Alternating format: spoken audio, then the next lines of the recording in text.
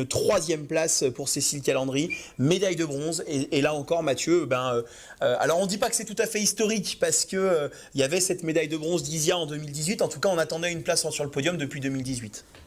Ouais, là ça fait vraiment plaisir. Autant les garçons, voilà, ils ont eu des podiums déjà par le passé, on sait qu'ils sont costauds et on sait qu'ils tournent autour. Mais les filles, voilà, c'est plus compliqué, on a une équipe qui est un petit peu moins dense. Et là, de voir Cécile progresser comme ça, elle progresse à une vitesse folle. Hein. Cécile, on l'a vu arriver sur les formats urbains l'an dernier, elle était venue chercher un top 6, elle était super contente, et c'était la première fois que ça arrivait déjà.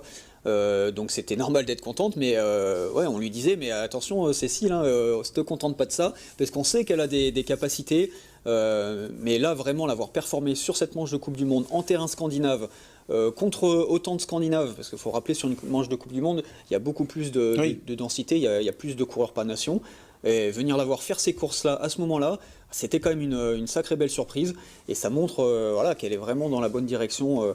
Elle progresse chaque année et ça fait vraiment plaisir à voir. Une Cécile qui était partie assez tôt hein, dans la liste de départ sur cette moyenne distance, et donc elle a eu la chaise de leader pendant longtemps, et puis bien seulement 2 athlètes lui sont passés devant au temps.